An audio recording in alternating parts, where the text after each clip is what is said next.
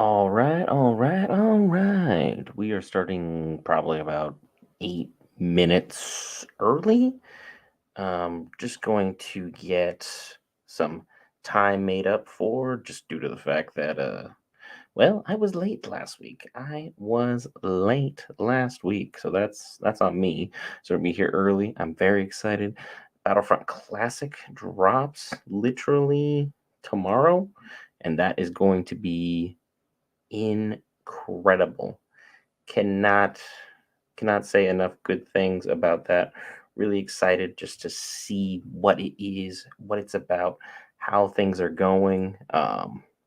Just really excited overall about the where we're going with this universe.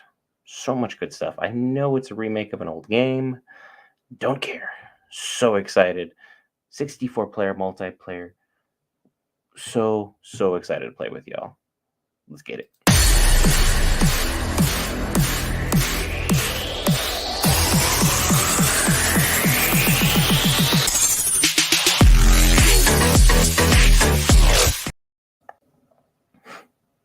Okay. Make sure that the mic is still working here. Okay, mic's working fine. Computer's just having a bit of an issue for whatever reason. Let's go ahead and hit this guy. Be sure to hit that lovely button if you enjoy any of the content tonight. But that'll be the only shameless plug we have on the way, other than the Twitch stream, which we'll also be having on Thursday, 11 a.m. Pacific Standard Time, 2 Eastern Standard Time. Battlefront Classic will be on for at least 4 or 5 hours. Drop your names below if you want to play some Star Wars Battlefront Classic with us geek variants here. We're going to have a hell of a time. It's going to be an epic journey. I'm so excited to see where things go, just what kind of new stuff they've added for the maps. I wish they were clear on whether it was crossplay or not. That's kind of my main concern, because like the amount of people that have bought this game, and I know of who just coming completely out of the woodworks to rejoin up and like just get back into some old childhood nostalgia. It's incredibly high. It's a very high number of people. And I was like, a lot of people when they've done remakes, normally most people just kind of go, whatever, or like it's a remaster, and like it's not that good, so people just don't really bother to take a look at it. But the attention to detail that they put in Battlefront Classic, I don't think there's like any way that we can ultimately have a bad time with that. And that's something I'm very excited for. 64 player multiplayer, gonna be great. Back in the day, I was actually fairly good at it. I was top 100 for PS2 for a little while there. I think I peaked at like 88, but still being able to say you're a top 100 player in the world for Star Wars Battlefront 2 at any moment in time, something that is amazing. Let's see how good I am this go round. Um, Honestly, there's probably going to be like a 5-year-old or like a 10-year-old who will absolutely smoke me. The game came out at the perfect time for me. Like it dropped 2005. I was really into it hardcore around the minute it dropped until about 2010, I want to say. Put in a good 5 years in it. And for the first 3 years, literally middle school, at that age where you're not really interested in like trying to date people, but you're either doing sports or playing video games. And I was kind of taking a lull from sports because like basketball, come on, I was 5'7". I wasn't gonna do much with that. It wasn't gonna go anywhere, you know what I'm saying? Baseball I loved and had a passion for, but again, didn't have the skills to carry over. So I was like, what was the purpose of this? And the only football that I was doing was like football at everybody else at recess. I didn't play football pads till high school, and truth be told, it wasn't all that good. But started anyway for 3 years because small schools. If it was a public school or a larger private school, God forbid, I would not have made it out of JV. Would have been hanging out there with everybody till the end of my days. So the game dropped at like the absolute perfect time. And I was able to go ahead and kind of enjoy that as much as I possibly could have. Really got into the style of it. Capture the Flag was especially one of my favorites. The space battles, I am absolute garbage, and I did everything I could to abstain from it. Just I wanted to keep my kill death ratio fixed. The space battles were amazing. I'm not saying anything about it. I'm just garbage. I just was the equivalent of garbage on it. Oh, there we go. Sorry. That was bothering me for a minute now. But I was just the equivalent of human garbage at it, and I didn't want to have to like continue to suffer through just trying to fix that kill death ratio because the minute that would happen, I would drop out of top 100. Then you have to play like 8, 9, 10 games to capture the flag, get things back all the way up, or just do your regular death battle matches. And CTF, if you were the engineer at any moment in time, was an automatic dub for me for so many reasons. Because that debt pack, for one, lethal. You use it like a mine, you use it for regular trap, where people come through, their squeeze point, the vantage points, all played on the corners, played on the door, right on top. They walk through if they're a taller character, boom, right there, KO, knockout. End of story, end of discussion. Thanks for coming out. I'll see you later. And then with the spray on the gun that they had, the wide vantage point of that shotgun, you were able to get a lot of damage really quickly. Tight quarters, you were able to dominate really well. Long range, you were basically at the mercy of everybody. So if they had a good sniper, man, it was a tough go round for you at that time. It was a very, very tough go round. The next thing that basically escalated that was the fact that they were able to drop healing packs. And if you have a flag and you're literally dropping debt packs, and sometimes you got to drop it a little bit closer behind you if possible, so people run into it and you boom, get like a trip kill, double kill, because people just follow you in a straight line. No one ever really goes around you. No one tries to outflank you. So if they outflank you, that's a dub for them. It's smart on their part. It's well played. Some maps are much easier than others to go ahead and do that for. I can know above the Tanta floor was probably my favorite capture the flag because of how crazy that center area got, and you'd have to have guys posted on each and every area to kind of get things set up perfectly. And if you were able to be the heavy guy with the bazooka on his arm position, wow, I can't even remember that name right at this moment in time. Be that guy. You were able to lay mines. People came by too close. Boom, just got it anywhere close in their vicinity. Kill was a kill. Sure, it was a little bit on the cheaper side, but at the same time, tactics are tactics. You got to play to your strength and to your weaknesses. If you really want to get into straight up gunfires, make sure that everyone is just, all right, this is the only class you can do. If you're not this class, we'll kick you from it. But with Star Wars Battlefront 2, that capture the flag map, Tanta 4 was absolutely nuts. It was lit before I knew the meaning of the word lit. So being able to kind of enjoy that, accentuate that, heck of a good time there. Hey, what's up, Hockey? Welcome on in, buddy. Welcome on in. How's your night going? We're just kind of talking a little bit about Battlefront right now, having a heck of a time just revisiting Battlefront Classic because that drops literally tomorrow night. I want to say about 10 o'clock Pacific Standard Time, which will be 1 a.m. Eastern Standard Time. So excited to get on with that. Trying to get a couple people going, get a couple guys to join up. We'll be running that on our Twitch, 11 a.m. Pacific Standard Time for that Thursday. So it's going to be a heck of a night. Love watching Clone Wars growing up. Yo, you and me both. Did you end up watching like the bootleg version first, or did you end up watching the real one first? Because I know they had that little mini series that they don't say is canon, but man, they did so much respect for Grievous in that mini series that by the time that the regular one rolled out, you're kind of like, oh yeah, big series. Yeah. Filoni nailed everything he did to 100% of a T. Loved his writing, loved the way he had everyone drawn out. Did we have any favorite characters emerge from the Clone Wars for you? Like new characters, or was it the originals?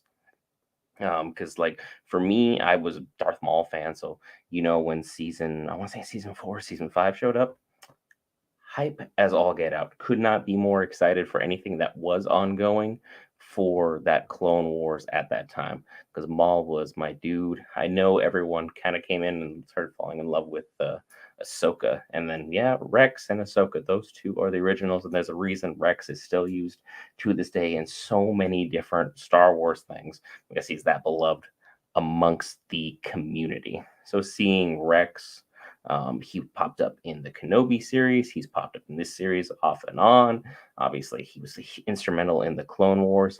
I kind of wish we could have gotten a little bit more Rex in the films, but for obvious reasons, just the way the timing worked out, we got what we got, and the Clone Wars was that perfect middle to make the prequels kind of stand up a little bit more, a little bit higher than what it was originally, and that for me did huge things for me because seeing the clones' perspective, but a whole new level of realism to Star Wars. You know what I'm saying?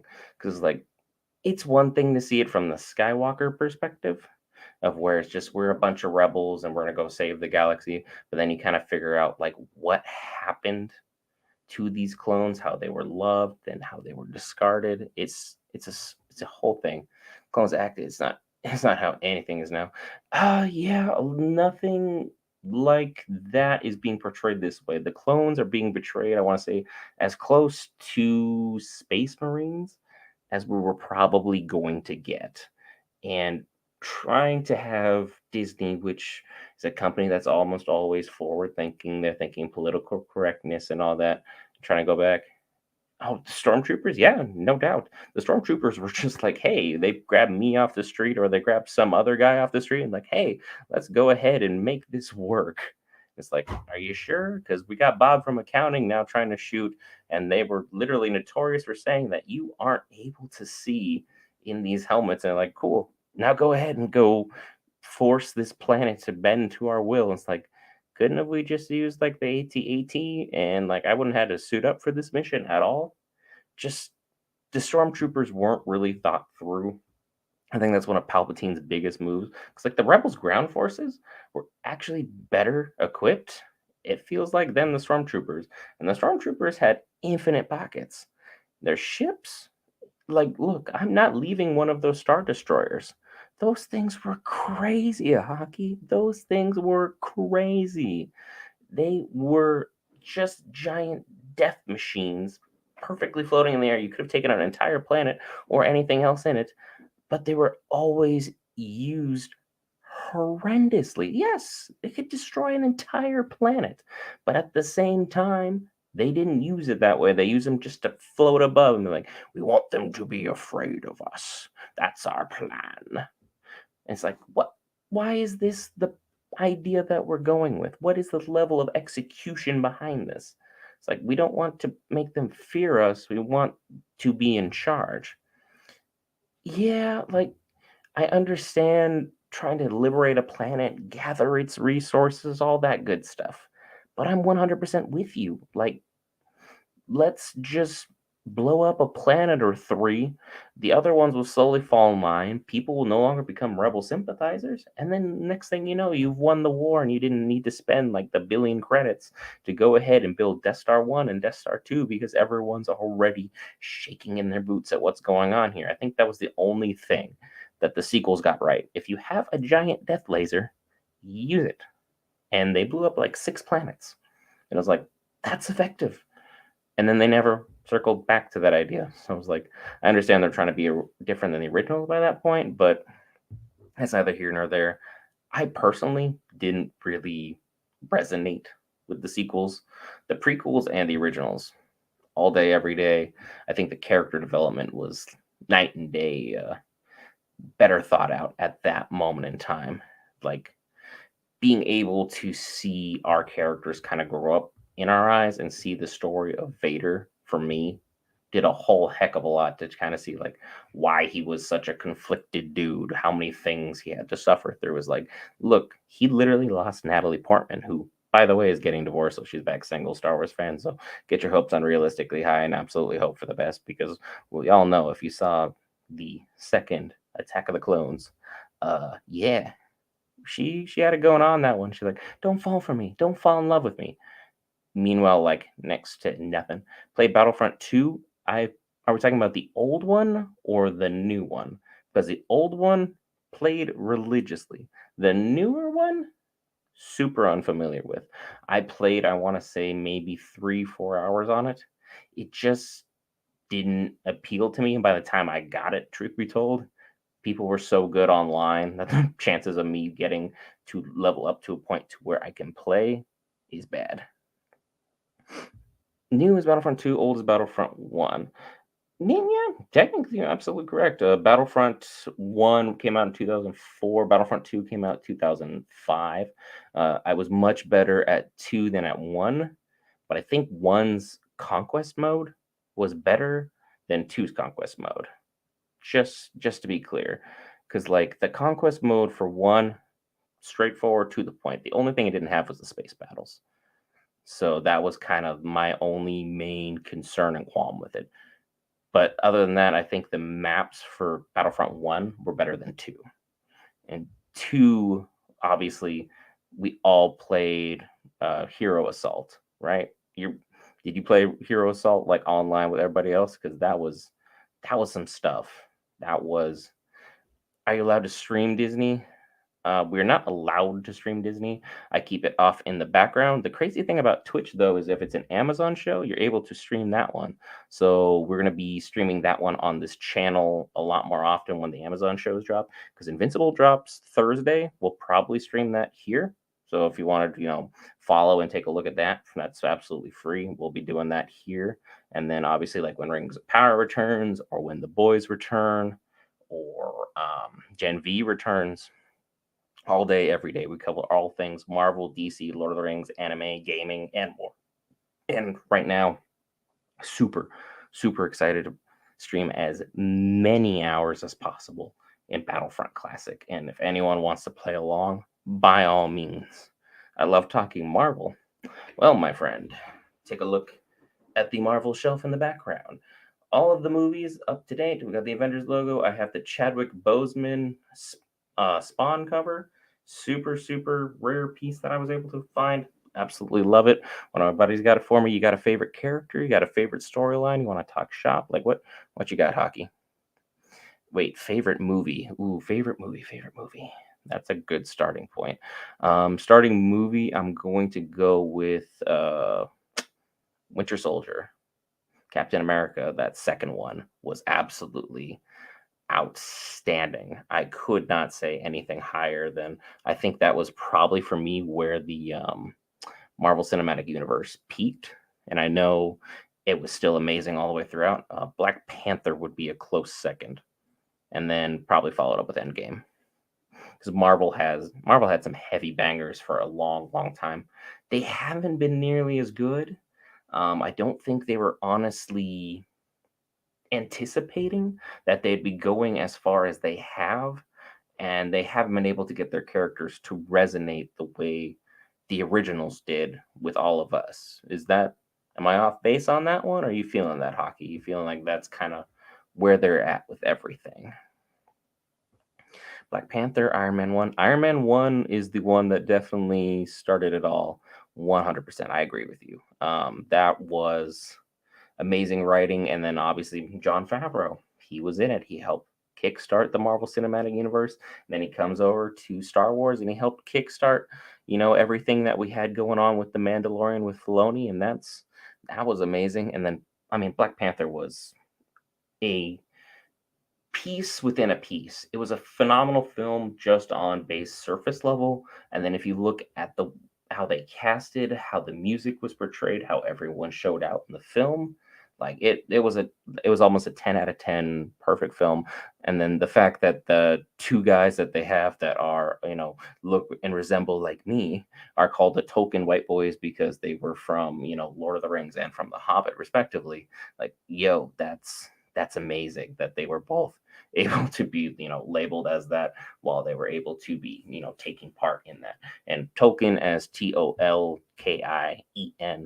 for, J.R.R. Tolkien, the amazing author who wrote The Lord of the Rings, The Hobbit, The Silmarillion, and so many other classic films, well, books that I absolutely adore. And then Peter Jackson was able to adapt them. Worst movie. There is one correct answer to this. Are we talking about Hulk, or are we talking about Thor 2, The Dark World? Because that that was some hot garbage. That was some hot garbage. And you think the fact that they incorporated space into Marvel would appeal to me? He didn't. When did the Bad Batch episodes release? Bad Batch episodes release at midnight, right? Or they come out at midnight. Disney Plus is always good about it. We can't stream the episode directly here, but they will be, I'll be watching them and then I'll do a review on them. Any Marvel movie, just worst movie is it's got to be Hulk, or it's got to be, oh, actually Iron Man 3. Where am I? What am I talking about? This is how you know it's late at night. Iron Man 3, probably one of the worst films out there. I'll take that one over Thor: The Dark World barely, as far as worst films are concerned, because oh, it was just Carol writing all the way through. It didn't make any sense the way they went about things, and it was really sad to see that Iron Man, who kickstarted it, by the end he was just kind of getting these lazy scripts. It just wasn't doing it for everybody. It was completely off base with the target fan base or that target audience, and it just kind of fell off in a way that you just didn't really want it to. Oh, Eternals. Yeah, yeah. That was hot garbage too. That was really, really bad hockey. Yeah, it was for how good that cast was too. Like for it to be as bad as it was means the directing was just one of the worst. And then the script writing for how everything was supposed to play out was just unacceptable. Absolutely unacceptable and under any parameters, let alone for such a major company like Marvel or Disney to put out something that bad. Because like, yeah, it had potential all day. Because like the cast that they had, if you just read that to me for any movie and be like, go watch that film. I don't even need to know the script. I'll go see that film. That cast is amazing. It's kind of like when you put like an Ocean's 13 cast together and you're like, yo, this is a who's who of who's popular right now. I'll go watch this. And then for it to be as bad as it was, just absolutely out of pocket, it just did it for me in a way that you're just like, you probably watched more of the film than I did. I stopped watching, I want to say like an hour 15, hour 20 in, because it was just bad all the way through. And having those massive beings the way that they did, and then not use them, and then not for have them brought up again. Because has there been any Marvel property that has even brought up the fact about the Eternals' final boss on the planet? Because you think with a giant floating head in the middle of Earth, someone would have said something, but nothing at all. Nothing at all. It was just it was it's terrible to say that something like Marvel, which had started off so freaking fantastically, ended up in the place that it's at. Ooh, you had to watch it in theaters.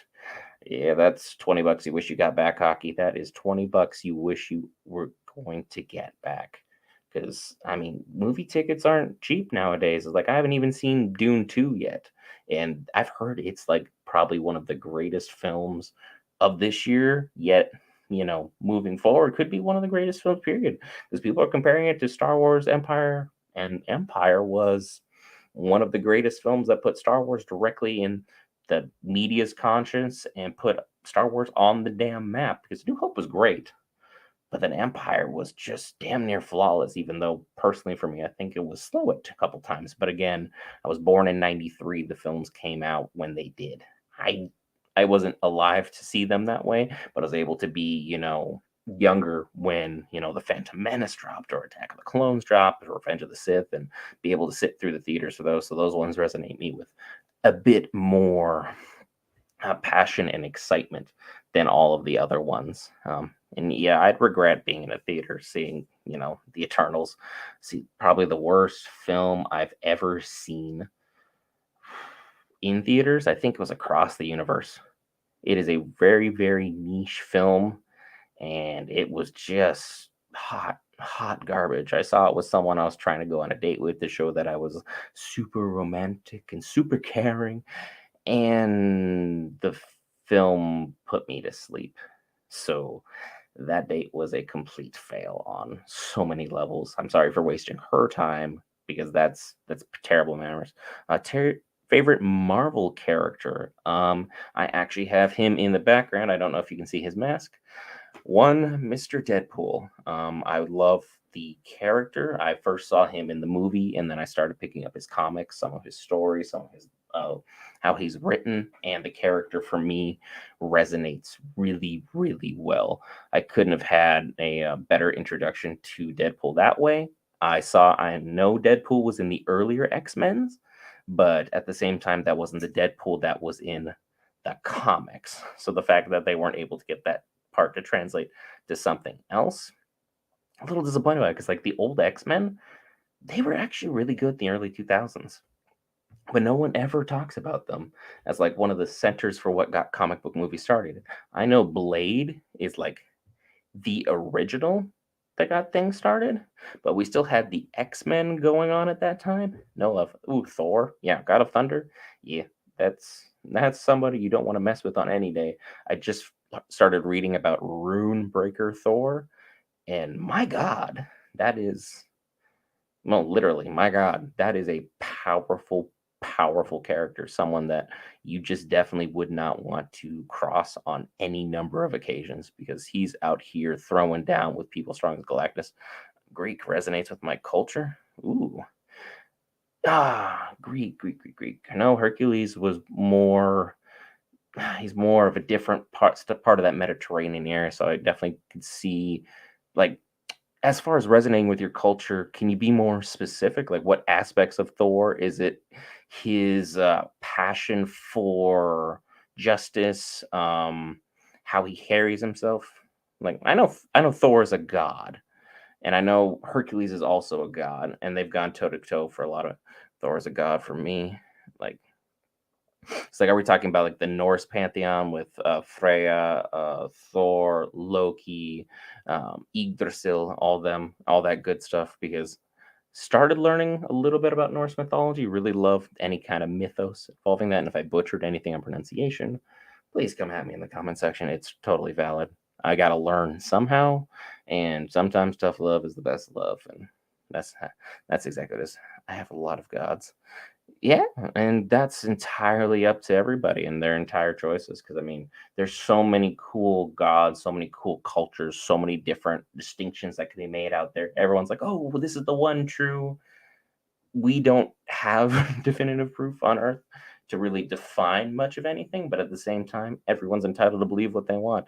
You can believe that the Force from Star Wars is an actual deity. It is a top 10 religion in the world. Just bringing that back home, just so everyone knows. That's wild to me. That is absolutely wild to think that the Force is up there, and then also like the One Ring somehow has its own religion almost.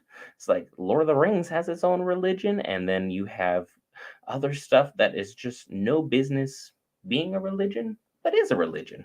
Because why not? Why not? You know what I'm saying? There's so many different beliefs and ideologies, and like everything's cool. Like some people would also be like, "Yeah, Tom Brady, he's a god." I'm like, "No, he's just a football player, just a football player, a really damn good one, but just a football player." It's not like Thor, whereas like the stories about him are of legend, where he almost drank the ocean. And he least favorite character. Are we talking Marvel Cinematic Universe still, Hockey? We're still talking good old MCU or the Marvel comics? Okay, we're still talking about in that shop, in that realm, as far as least favorite character is concerned. For me, and I know this isn't going to be necessarily a popular pick, but as far as least favorite is concerned, I'm probably going to have to go with in for the comics, it would be Nick Fury. I think that adaptation of him was interesting but boring. He never trusts anybody. He has issues connecting with people. He doesn't resonate well with me for a lot of reasons. Keeping secrets and like being overprotective is fine to an extent on some things, but the levels of which Fury is almost annoying. But MCU Fury, outstanding. I will say probably least favorite MCU character would have to be oh, that's a tough one. I would probably have to go with what's their name? Taskmaster, because that was not Taskmaster.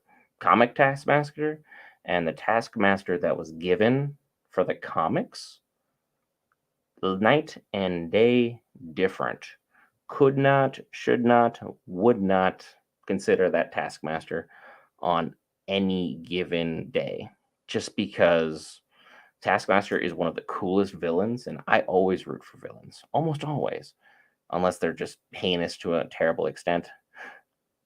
But Taskmaster was not that. And to be a side character in a Black Widow film, I'm gonna have to argue with a lot of people on that one. That can't resonate me. Spider-Man's Taskmaster? Yeah, absolutely. Because Taskmaster, the ability to see someone do something once and then copy it to a perfect T, and somehow that's a side character in a Black Widow film? Come on. I understand ScarJo deserved her own film, which she did, but not Taskmaster. There's so many other characters you could have chosen, could have gone with, could have ran with, and ultimately having that be the way that it went, just I couldn't do it. I couldn't love the film that the way that I wanted to, you know? It's like Black Widow's film I thought was going to be so much better than what it was. That being said, Florence Pugh shined throughout that. Why the hell is Taskmaster in a Black Widow film as a side character? Yes, because there's no purpose for a side character like Taskmaster. Taskmaster is a main villain. Taskmaster is someone who could be part of the Thunderbolts as the prominent character, almost leader. I will go out on that limb. Over Winter Soldier, I would take Taskmaster over Bucky as a main leader for our Thunderbolts film if we ever get that one, which still fingers crossed for, because I think it would be really cool to see Marvel hit that rated R villain film the way that the Suicide Squad did for DC. Because the second Suicide Squad that James Gunn did, night and day better, really good films, really funny, and surprisingly, John Cena was great in it. And then we got that lovely series Peacemaker out of it, which I thoroughly enjoyed. I don't know why he was almost buck naked at the Oscars, so that was weird. What did Bucky after Winter Soldier made? I feel like they didn't have more direction for the character. I get Wakanda would be the only place you could really fix him, and I think Falcon and Winter Soldier was a good show and was able to fix a lot of things. But at the same time, it's like we already got a punchy, kicky girl in Black Widow. We already have Cap existing, and fully intend to make Falcon the guy as he should have been because he was in the comics, who picked up the shield and carried the mantle. But at the same time, it's like, what do we do with Winter Soldier? And it's like Sebastian Stan is such a good actor. Why would you waste him just kind of hanging around? So they decided, let's put him in, the Falcon show and make it have a little bit more pop. But also Star Wars. Why have you not grabbed Sebastian Stan to play Luke Skywalker at any point in time? I'm just saying he looks exactly like it. Like, why would you waste it? It's like, why would you waste Michael Keaton where he is today, age range, not to be old Bruce Wayne for Batman Beyond in live action? There's a lot of stuff you could do with that, but hey, let it be what it is. But Bucky, yeah, Bucky, they didn't do enough with Bucky. They left him on the sideline. They kind of pushed him out of the way when he could have been more of a forefront character. Because, like, I understand he's supposed to be Cap's best friend, and that's supposed to kind of relegate him a little bit in the roll down. But he could have been kicking some serious alien butt in that final battle, like you're talking about. He could have been helping carry the team, or even helping like go after Thanos a little bit more, or one of the generals or something. But he was just fighting alien grunts, which is still amazing because I mean, when was the last time any human on Earth was fighting aliens? That they'll let us talk about. Just get off on that tangent, but like we definitely could have had more going on with that character. I feel Bucky was wasted, and I feel like they've done the same thing with, oh, what's her name? She was in Thor Ragnarok. She was the drunk girl, and she became the mayor of Valhalla. I feel like her character has been so sidelined. It's ridiculous. Like, based upon the power scaling, she should be so much higher than what she really is and get a lot more respect than she does. But no dice for whatever reason. And then honestly, Black Panther 2, Shuri's character, yeah, Valkyrie, thank you so much. I think Shuri's character isn't getting enough credit as well. Like, I feel like she could have done a whole heck of a lot more in Black Panther 2. It was touching what they did for Chadwick. The way that they had the story written was nice. I just feel like putting Shuri against Namor was should have been a mismatch where Namor just stomped, but they didn't develop her character the way that they should have to make her have that trump card because we had someone who could easily outthink Namor, but as far as going toe to toe with Namor in a actual battle, come on. If I'm remembering the Marvel comics correctly, Namor was dropping a lot of people. And yeah, his thoughts on Star Lord. He always makes me and my dad laugh. Star Lord is phenomenal. He is hilarious. It's a role that I think Chris Pratt was born to do. I'm not really a fan of how Chris Pratt has become like our staple action star. I remember him from Parks and Recreation as the fat funny dude, and having him as the semi chubby like dad bod funny guy for Star Lord. Fantastic. It's a role I think he was born to play. Him and the chemistry that he has with everyone there, and the way that he was ready to ride or die for James Gunn, the way that Dave Bautista was, so that we could get that amazing Guardians 3 film. That's incredible. That's definitely something that you don't really see a lot of actors do. They don't really stick their necks out in situations where you could have that stuff. Oh yeah, Drax is amazing, but at the same time, the level of power drop that they did for his character, so shameful as well, because like Drax is literally going toe to toe with Thanos in comics on regular runs. It happens all the time. But then you get Drax from Marvel Cinematic Universe, and he's lucky to get a hit on some other people. But also, they did the same thing to the Hulk. They're probably going to do the same thing with Scar, Hulk's son, that they introduced in She Hulk, which honestly, She Hulk was fine up until the very, very end. I'm just going to go out on that limb. That last episode of She Hulk just burned me, the way that they were so snide about like we have the Kevin Feige machine which translates everything so everything is perfect. We've done all the exact calculations. Like, then why do we have so many misses in the MCU? It's like we've had a lot of hits and misses since the original. You know what I'm saying? Like how would this be the perfect robot?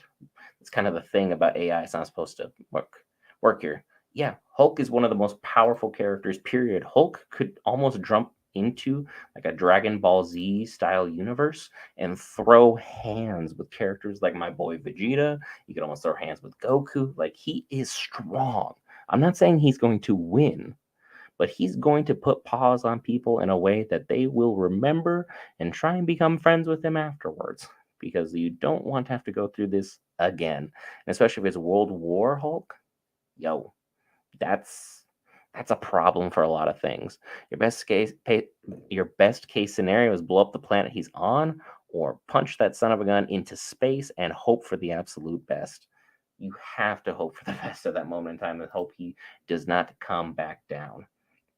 Now, a lot of people are kind of jumping off ship right now. The episode just dropped. Episode 6 and episode 7 have drops. I've seen fan fights on YouTube. I haven't seen anything too crazy. Yeah, sense, but we're gonna go ahead and I think too bad. If by fan fights you also mean death battle, because they are absolutely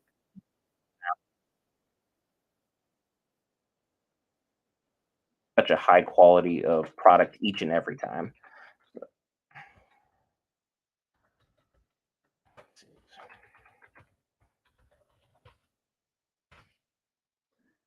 I think only episode 6 was supposed to drop, but both episodes have dropped for Bad Batch. I'm still going to be talking with chat, so continue to let me know what's going on. I'm just going to kind of watch the episode at the corner of my eye here. So that's entirely probably going to be you, Hockey, we're hanging out and talking some MCU Star Wars Battlefront Classic.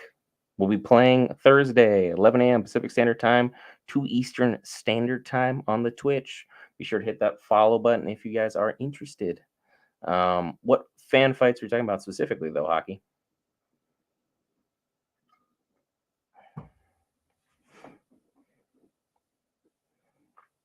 Mm-mm.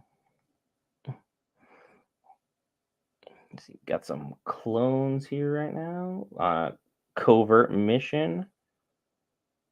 I don't recognize this planet at all.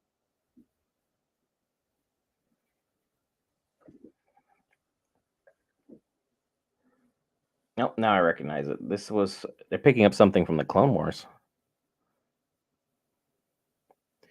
I think they did make a Goku comic book Hulk fan fight, but I don't remember how that one ended. I don't remember if Goku had to go like what level of Super Saiyan he needed to in order to get that done. Because I know base form Goku probably couldn't handle the Hulk.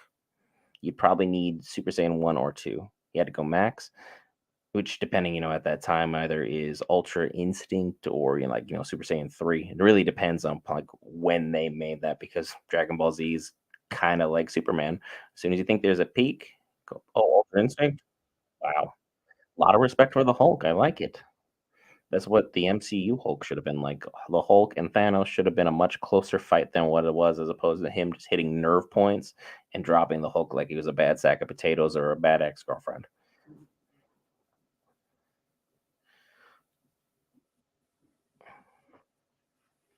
It's like that was a that's a crazy amount of good respect for Hulk like that. What time is it over there? You said you're Greek. Like, what time is it over there? That's got to be either super early or super late.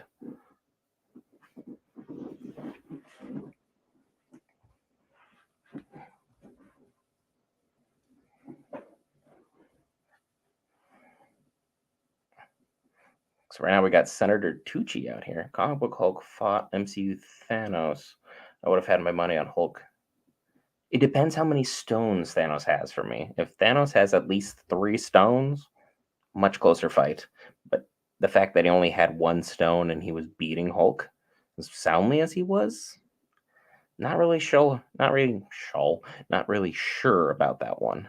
That's it's like that's some heavy hitters. Either way, I wouldn't want to have been Loki in that situation. I'm Greek, live in Canada. Hey, Canada. Been there when I was like in high school, 3 a.m. Oh yeah. So not too crazy of a time change. Basically East Coast time. Um definitely one of the later time periods. Because like by visiting Canada, I mean I visited like Victoria and hung out there. Beautiful place. And then there was like a pizza place in Victoria, absolutely to die for. 1,000 times better than United States pizza in my mind. I still haven't tried a couple of the more East Coast pizza places, so no disrespect intended.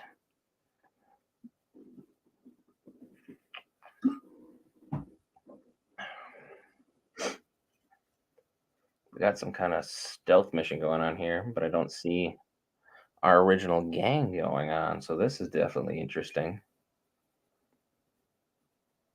because we got Tucci talking with one of the former guys who was leading part of the CIS for a while,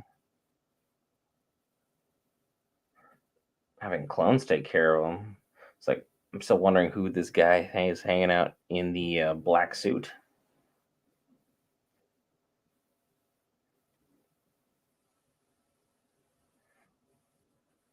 Hmm.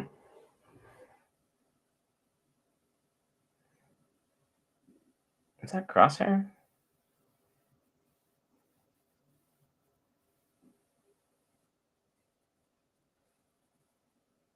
Hmm. Definitely a crazy battle going on. Yeah, looks like clone versus clone, but that looks so much like Crosshair that I'm starting to wonder if this was like a flashback because we just got him back in the fold as a good guy. Like we literally just got him back in the fold. What part of Canada?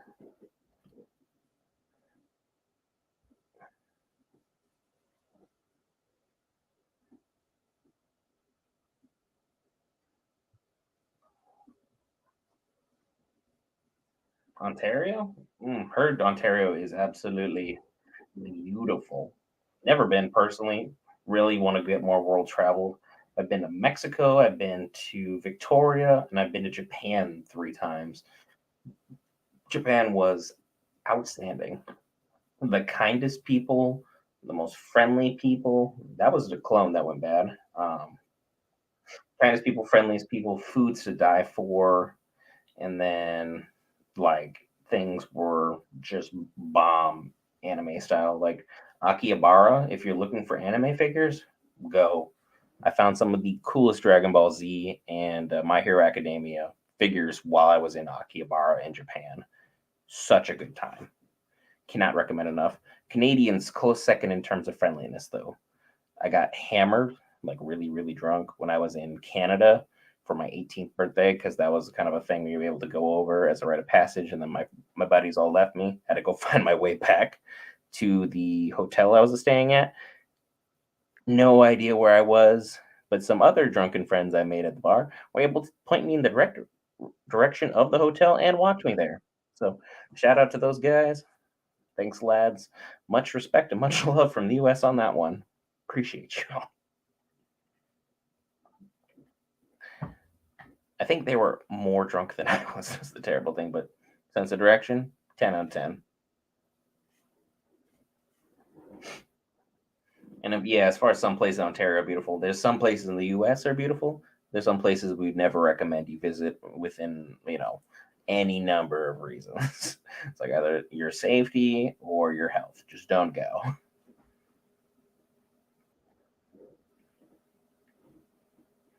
But like when everyone's like, "Hey, come to the US," it's like always go to like LA or New York or like Miami. And you're like, "Are you sure?" It's like those three places are also known for having the rudest Americans possible. So it's like, not sure on that one.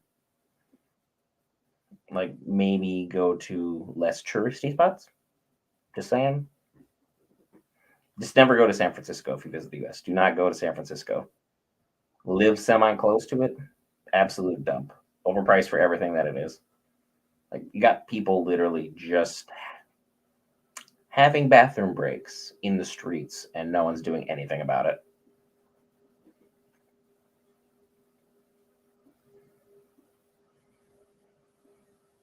Get LA and New York for rudeness. Oh yeah.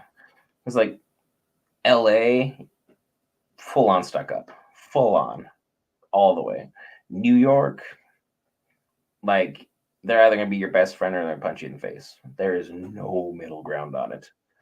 It's like I've heard New York pizza is some of the best pizza in the world though, and I am a diehard Yankees fan. I got a hat in the corner over here.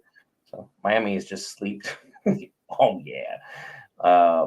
Florida is just wild in general. Florida is that one state in the US where everyone's like any weird story comes out of the US.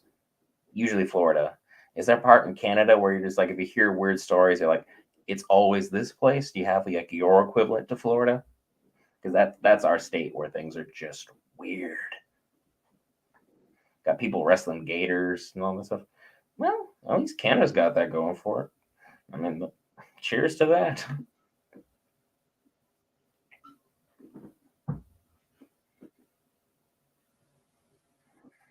Because I mean, that says volumes about Canada.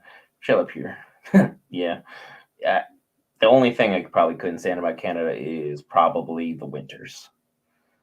Because I'm from a cold, rainy state, but it's not a snowy state.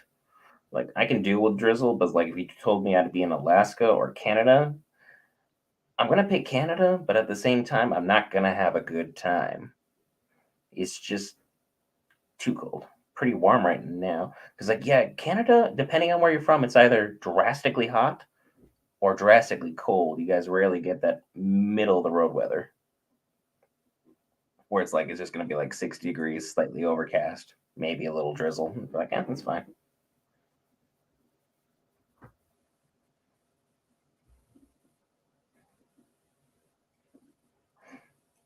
2 degrees?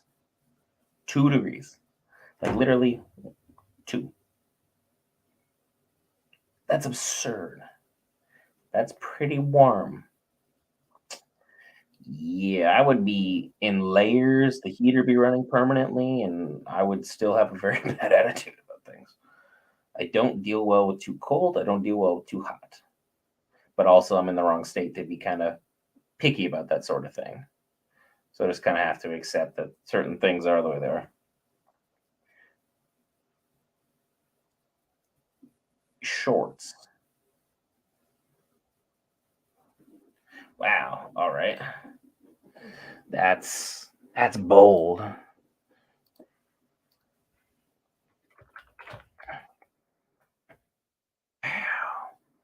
Yeah, my friend, I just could not do it. Not the move. Not the move at all. Snowing yesterday, yeah, that sounds about right. I mean, 2 degrees, you're literally 30 degrees within that window to kinda, like, have that perfect snow temperature. It's like and I'm assuming you guys don't just get, like, a little bit of inches, like, sometimes you probably get closer to feet as far as snow is concerned. So far, this episode, though, is going really, really interesting that we're focusing more on, um, Rex and the crew than everything else going on.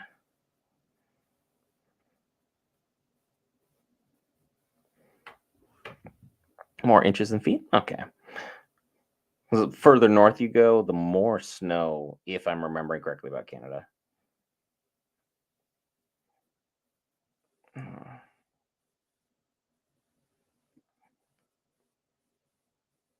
hmm,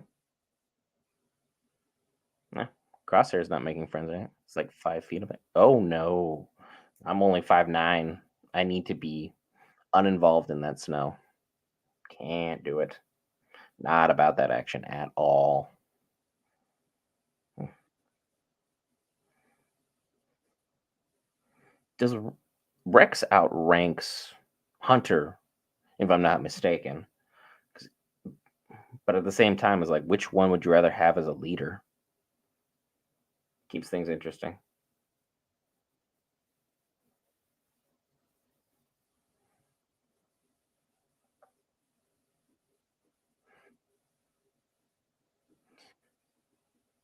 I have to agree with you, Hockey. I think he does outrank everybody. It's been forever since I looked at where everyone was as far as the Clone Wars because I oh yeah because it was Captain Rex, Cody was under him, so Hunter would have to be under that one.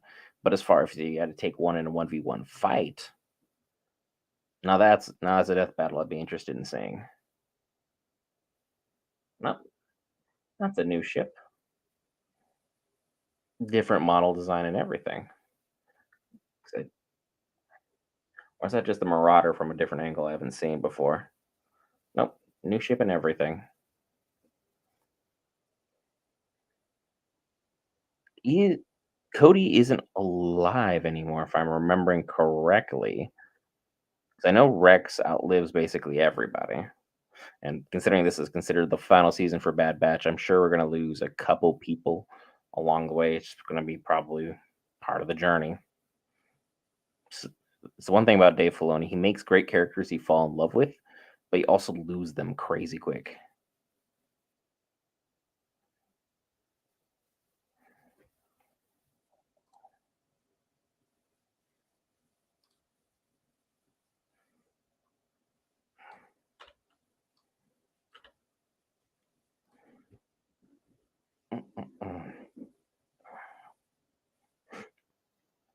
It's like, if you're watching along with the episode, like, having this clone look almost exactly like the other one to the special ramifications that they're doing for things is kind of wild. It's like you don't remember if that's part of like what Tantus did or something going on.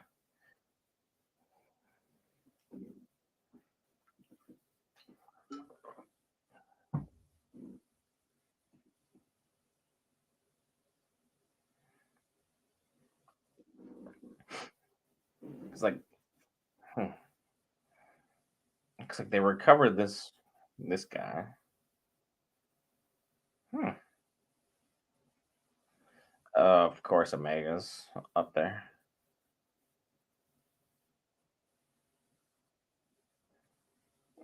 Crosshair's blood isn't important as Omega's because Omega's blood will be able to put Project Necromancer on the fast track. That's gonna be nuts.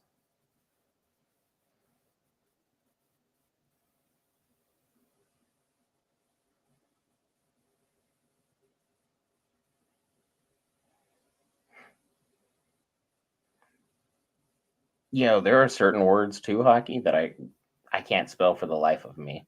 And there's such a simple thing like there, and there. I always get them mixed up, and I'm a grown man. I'm 30. I should know how to say this. They teach us stuff in like fifth grade out here. Still didn't stick for whatever reason. Definitely upsetting. Hmm.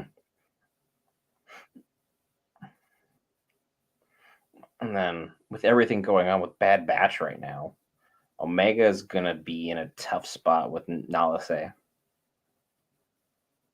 M count, because obviously every Star Wars fan's least favorite thing to talk about. Midichlorians. It's always the special midichlorians. That's gonna be for, getting this Project Necromancer up and running is Palpatine's big thing that's gonna get um, our bad villain completely boosted up and get his job going on here. What is his name? I have that written down. Hemlock. Great name too.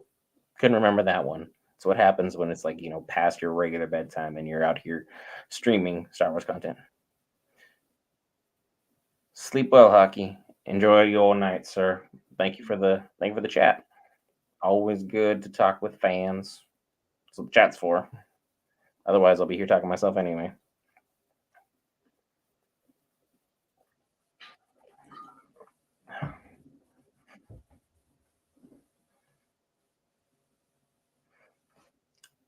Omega's still just as soft as she always has been.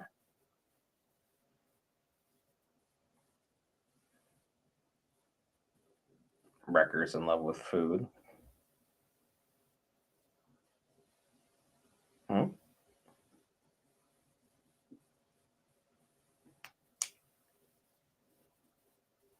Oh, that's definitely interesting.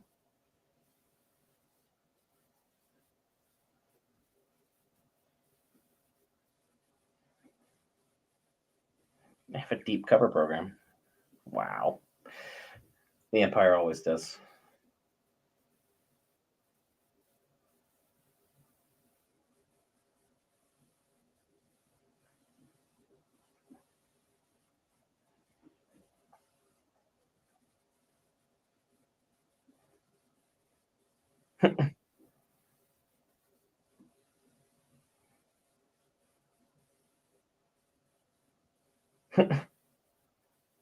Because their whole division is just straight defective.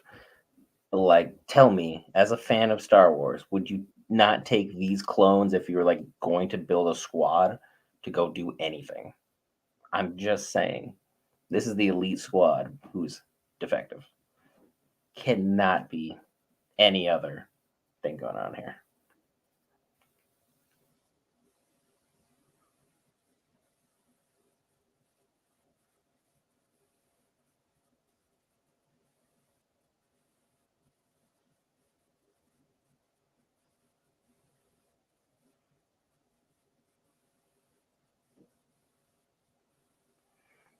Things are going to go wild because they weren't supposed to drop both episodes tonight. But the fact that they dropped both episodes tonight is definitely interesting. I was only expecting the one.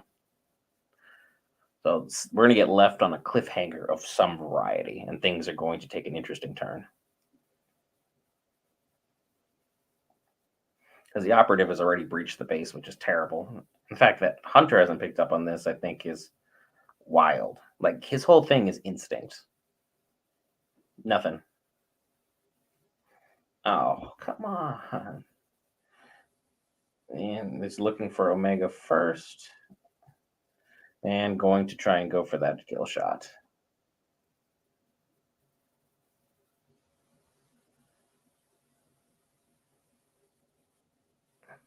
Hmm? What? Something is up.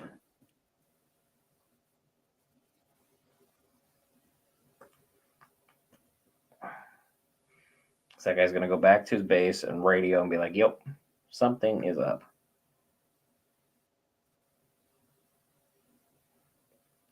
But you'd think the whole division of clones would have noticed this one clone.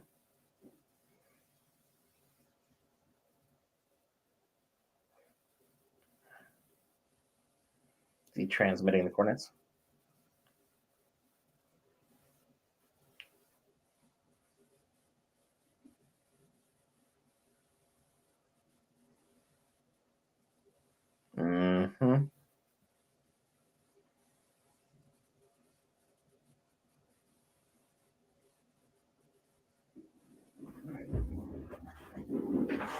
I do like what they did with the voice for this clone defective on the special division because now we're gonna get things really kicking off.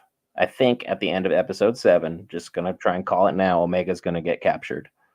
Just calling that now, and then they're gonna have to get all the intel on Tantus, and at the end of the season, try and breach it to break her out. She's too important to Project Necromancer for her not to be a part of this in some way, shape, or form.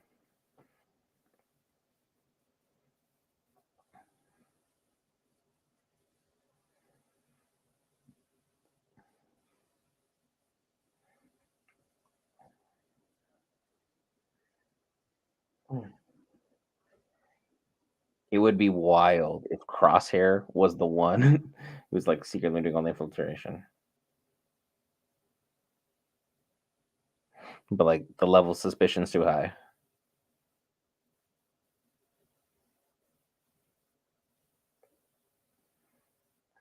Wild that he knows that, like off rip. Oh, that's a big hole, and that guy's dead.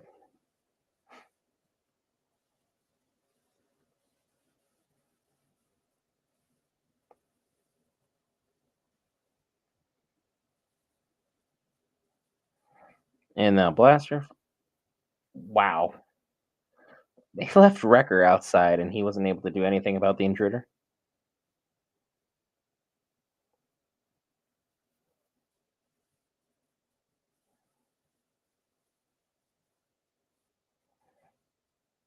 Yeah, put that head back down. Put that head back down. That guy's got a sniper rifle, and he is going to use it.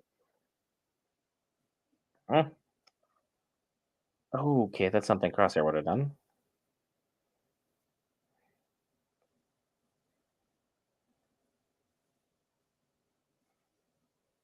Mm. 'Cause the only thing that we can safely assume is that Rex is not going to get killed in this, no matter what happens, just because he is seen in things and events well after this one.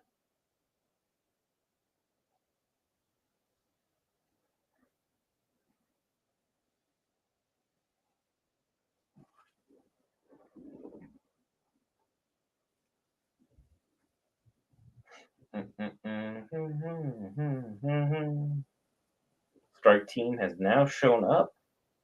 Things are about to get wild.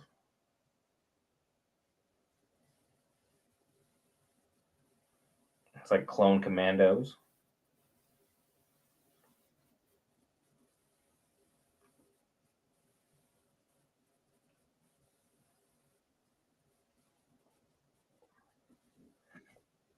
Gonna get this mission well underway right now, and things are going to get spicy. And that's episode 6, which is really proof that they plan ahead. Now it's time for episode 7. Starting episode 7, everyone in chat. All 2 of you, thanks for coming along for the journey. Remember, we have Star Wars Battlefront Classic Thursday, 11 a.m. Pacific Standard Time, 2 Eastern Standard Time. Drop your name in the comments below, or, well, drop your gamer tag for PS5 below if you want to squad up, join the 501st when we go ahead and play some Battlefront Classic later on. It'll be exciting times.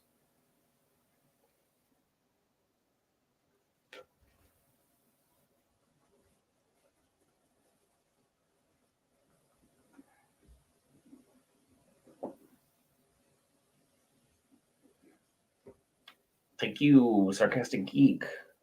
Love the support. Appreciate it at all times, my friend. Appreciate it at all times. Working on trying to get our way towards affiliate one day at a time. Got to start somewhere. 11 followers strong, working our way up. Just started episode 7 of the Bad Batch for season 3. If you're trying to keep on up, that's where we're at. I'll have a full breakdown of it here shortly.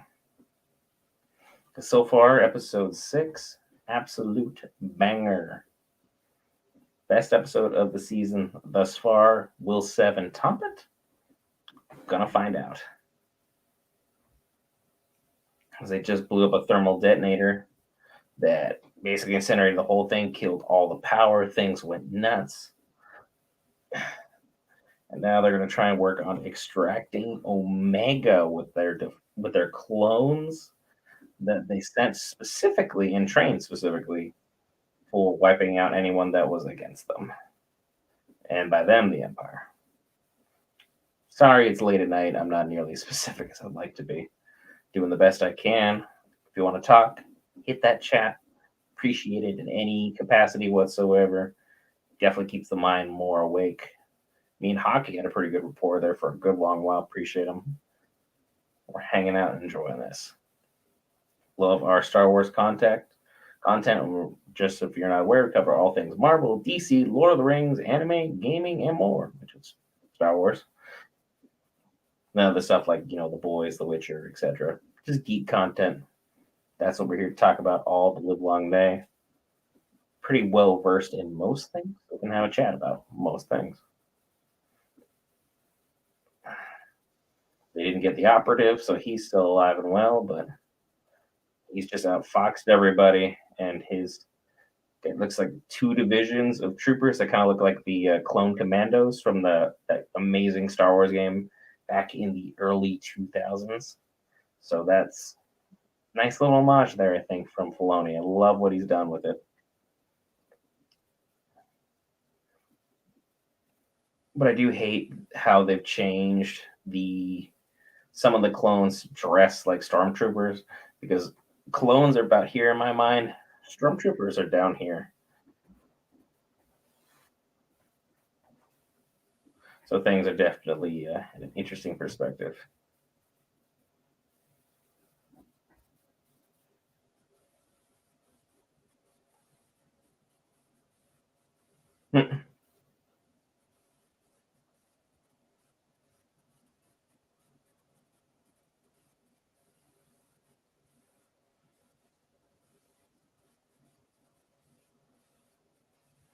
Really cool wolf patch on the shoulder, which is one of Filoni's things he always does. He's obsessed with wolves and any type of Norse mythology covering it. It's super interesting there to see that this clone captain has got that on there. I wonder if that's the one like Filoni. It's like, yeah, this would be my guy that I can kind of like role play myself as.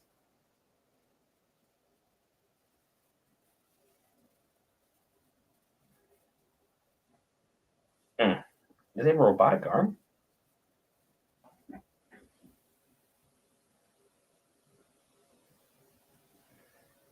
Hmm. Love that we got a double dipped episode. Love we got a double dipping episode. That's always fantastic for this kind of content.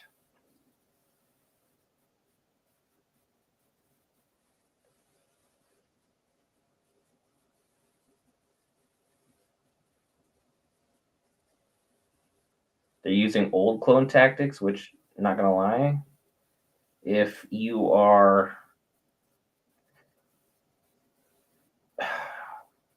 if you're trying to use old tactics on Clone Force 99, that's a terrible idea. They literally outthink and outmaneuver because of Hunter. It's like, I know Tech was the brains, but Hunter's instincts on the battlefield are elite. It's so hard to get that set up correctly.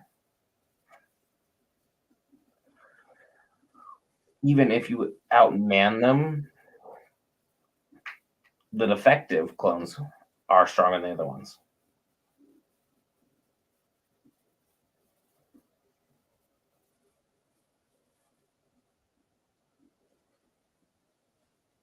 Yeah, yeah.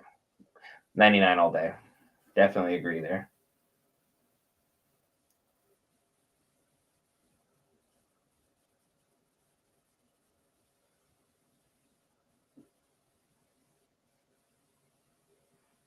Mm-mm-mm.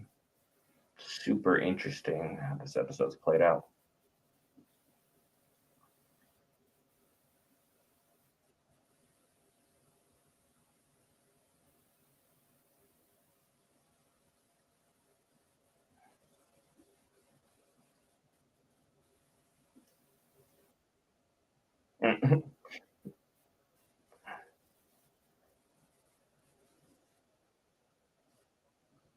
If Crosshair wasn't shaky hand, he would have definitely shot that guy on one go. Okay, interesting. Yeah, that'll get that guy for sure.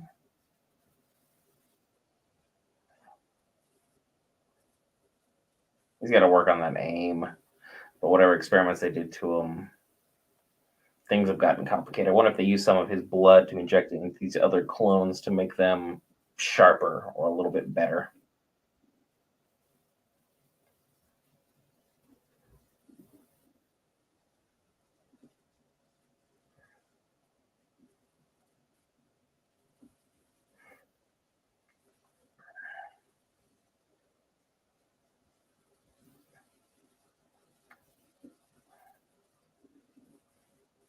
Yeah, Crosshair is definitely off his game. He's not as crisp as he once was. The experiments that they did on him murdered his psyche, and he's going to. I want to say, I think his blood was used on these other clones that they were raising to be assassins. Because I don't think they could have a better. Yep, literally, he just shot out this aircraft completely out of the sky,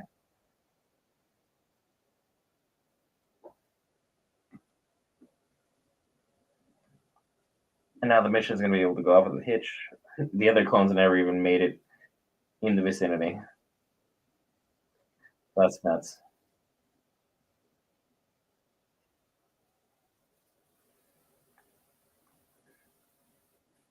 Because I got two platoons for this group of probably eight.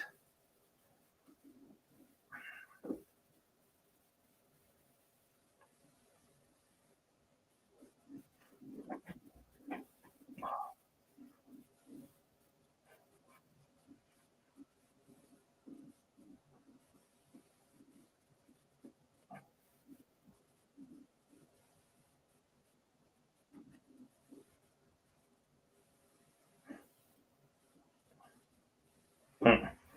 The argument for who's in charge always goes great because we waste so much time that they could have spent going after the mission objective. I have this pissing contest at another moment in time during the show, but again, they're bad guys. They're not supposed to be super direct. They're always going to have this monologuing, like I'm doing in chat for you guys. What's going on with the show that we're all watching for the first time? Episode 7 is where we're at. If you are following along, about halfway through, things are great right now. The last two episodes have been absolute bangers.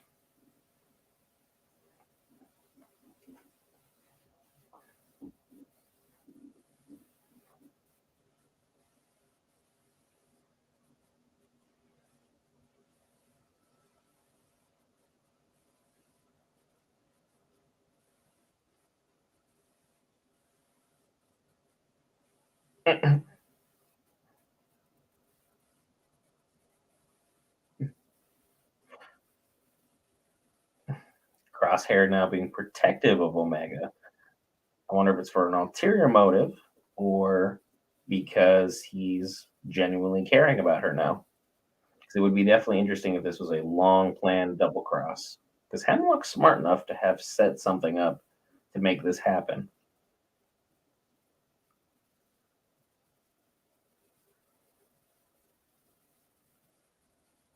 But whoever is basically following them, doing a phenomenal job thus far.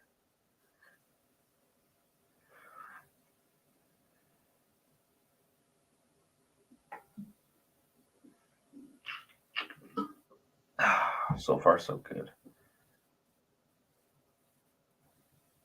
Nope, accidentally paused the episode because, like, on the pod here, grab there's a pause button. I do that every so often.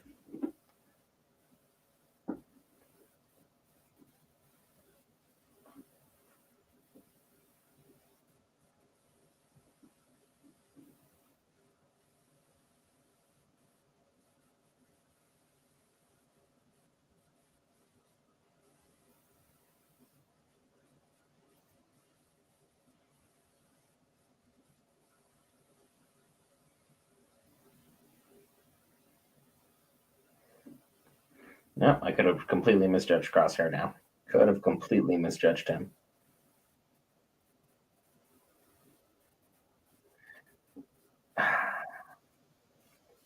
Like Crosshair now is just like opening up and bearing his soul out of nowhere. Anyone else finding that a little bizarre, a little different? Just it doesn't really make sense for his character. But has he really come this far because he was tortured for as long as he was?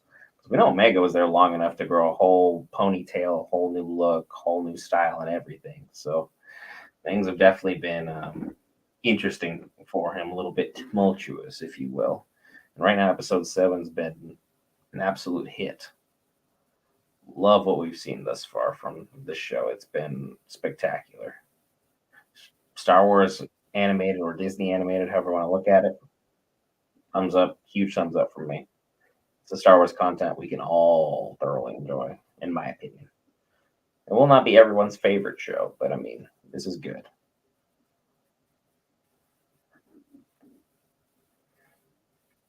Okay, yeah, that'll do it. Nice little smoke, make it hard to see. The fact they're using stuns kind of favors everyone else.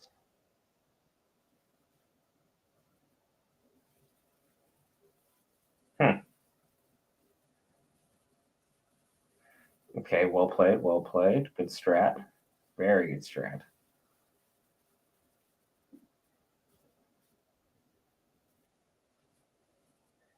Just kind of picking off one by one. Nullified the air support power as well.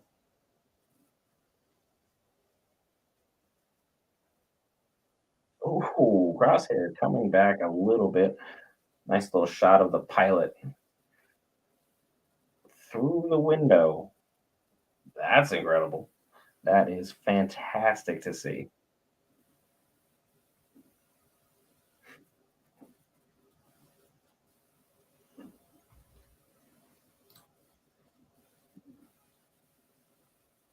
I'm so used to the earpiece being in this year as opposed to this one.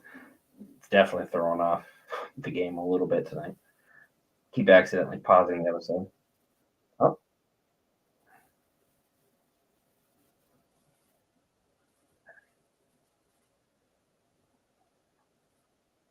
whoever's sniping them right now is doing an impeccable job.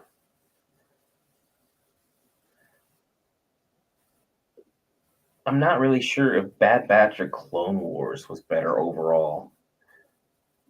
Kind of sucks that this didn't get to go on as long as the Clone Wars did. 'Cause I know, like the last season, Clone Wars is probably one of the best all time. Period for my mind as far as animated shows go.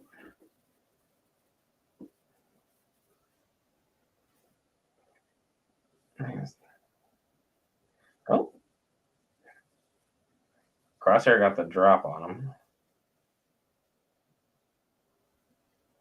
but he rolled off the cliff into the water, not to be seen. You think? Oh, there he is. There he is. Hiding behind the rock.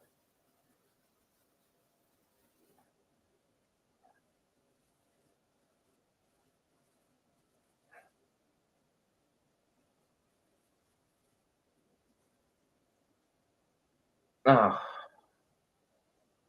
not this.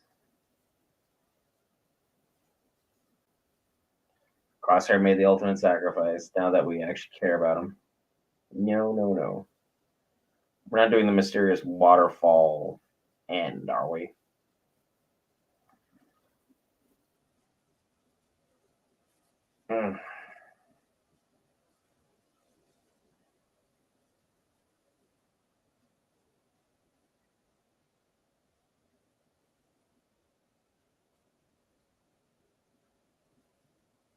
Mm, definitely super interesting. Well, I want to jump ahead and see what we can see.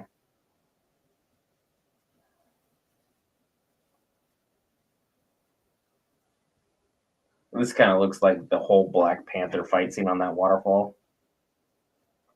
Well, that's kind of what they. Oh,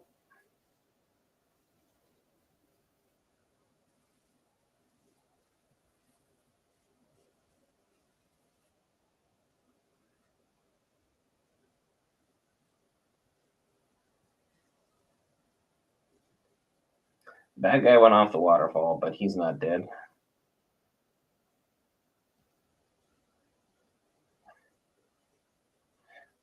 Crosshair makes it out. Thank God. Was not ready to say goodbye just yet because we still haven't seen Tech's body, so I'm still not ruling him as dead. But it's getting slimmer and slimmer on the chances for survival.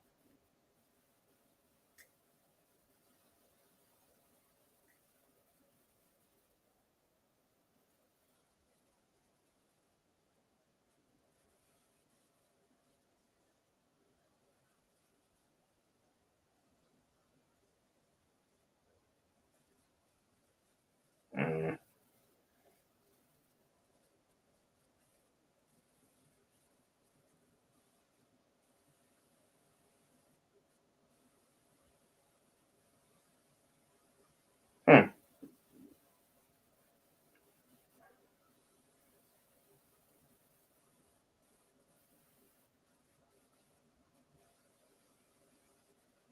Hmm. Wolf and Rex.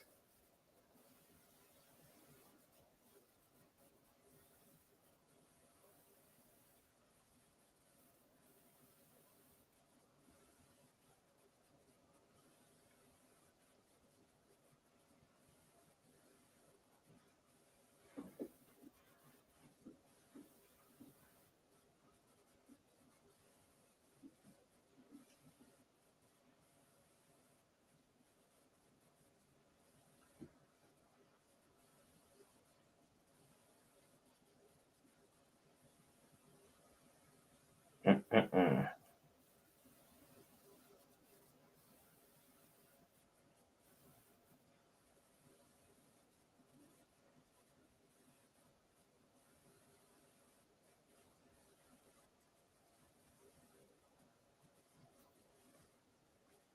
I fully didn't recognize Wolf. Fully did not. Even though he's got a giant wolf insignia, so that's embarrassing.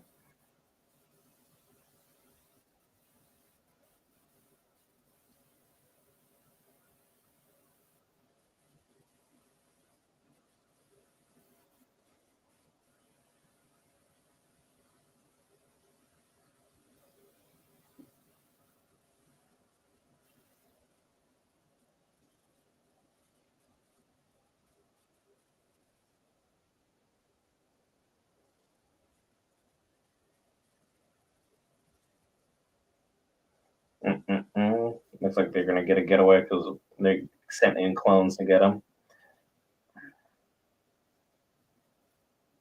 They'll be marked as traitors by the Empire and sentenced to death. These other clones. I would just join up.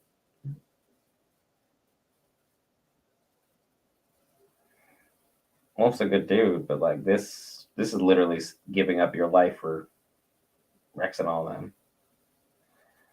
Good guy. Just not gonna be seeing much of him later on. That much I can guarantee you. The Empire's gonna do heinous things to him in his division.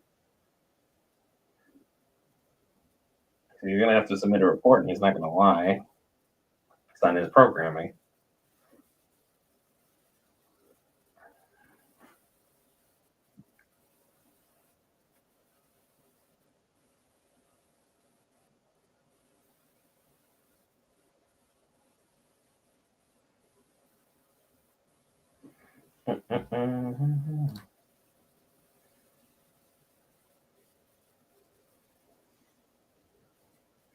Only got a couple more minutes, and we'll go ahead and get a quick recap of things. We'll drop it at the end here.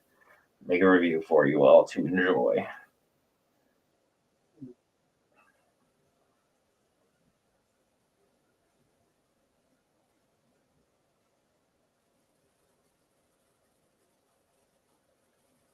Did that guy seriously survive the whole waterfall thing? Wow, he did. My God, things just continue to get more and more complicated for Clone Force 99. But he's going to be potentially left behind, so that'll be interesting to see how he works his way back into the fold.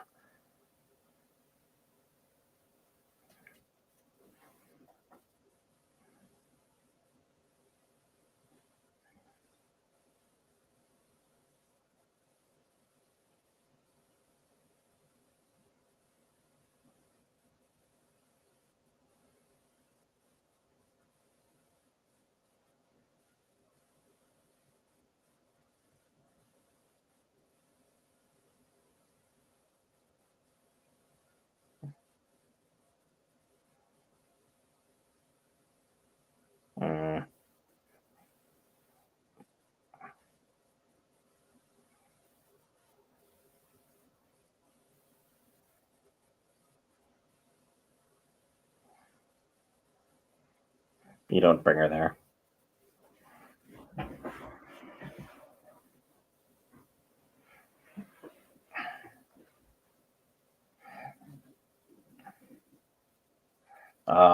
The father strings, pulling them heartstrings. And that is episode 7 wrapped up.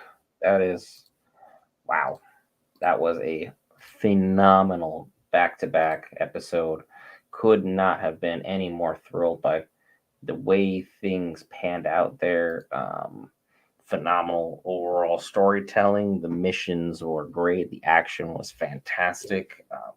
Really happy with just overall what we had ongoing here. Filoni's writing continues to shine. It shows that he was really paying attention what George Lucas was dropping down. Things were going in the correct direction for our Clone Force 99 for the most part. They just got infiltrated, so now Hemlock at least has a general idea of where everything is. Wolf and his squad are going to not be seen again. They're going to be decommissioned, reprogrammed, and have some kind of terrible thing befall them. And I feel bad for them. But ultimately, they did what he should have done, as your brother would do. Everyone gets one. You guys get a pass here. Morally, he was conflicted. He was having issues with where things were going. Crosshair was willing to make the ultimate sacrifice for Omega, and he's gotten somehow more protective than Hunter is. He's like the stepdad that's really stepping up, if that makes sense, to kind of have like that analogy going on there. She's got kind of like two dads, even though she's older than all of them, because she was the original in some capacity, and then I think somehow, some way, they were kind of branded off of her image. But I still believe Crosshair's blood is being used in these new clones to get these new soldiers all amped up to where they can go out and replicate some of the feats he was doing and some of the accuracy, the mentality, the ruthlessness that is ultimately being used. So I don't think the other clones were really far off in coming at him or talking at him in a certain way or a certain manner, like certain tones and all that stuff. I think it was completely in line. But full on analysis of this thing, these 2 episodes were the best 2 so far of season 3. I would put them up as some of the better episodes we've seen. Bad Batch, period.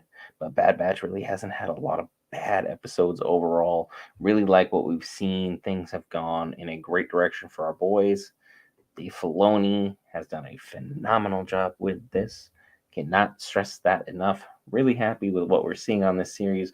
Gonna go ahead and start working on our wrap up here. Probably gonna have another quick reminder. Remember, if you've made it this far in the video, go ahead and hit that subscribe button, hit that follow button if you're on Twitch. Greatly helps us out in any way that you can. We're working on trying to become a Twitch affiliate, and we're working on trying to get our YouTube as close to 1,000 as we possibly can. We are currently somewhere in the 700s, I want to say, working our way up. Subscribes are free, follows are free. Always be sure to go out and help us, support us. We greatly appreciate it. We're going to be wrapping up here to be back on Twitch this Thursday morning, 11 a.m. Pacific Standard Time, 2 Eastern Standard Time. Star Wars Battlefront Classic on PS5. I will be streaming that for you guys, the viewers. I was top 100 back in 2008 ranked. Looking to see how badly I get my butt kicked by probably some 5-year-old, 10-year-old, or 15-year-old, because God knows there's going to be a little rust on the sticks. I've been practicing the originals with an Xbox controller on this PC, but this PC is not good enough to stream, so hey, gotta make do with what you can as far as gaming capacity is concerned. Thank you guys for being here tonight.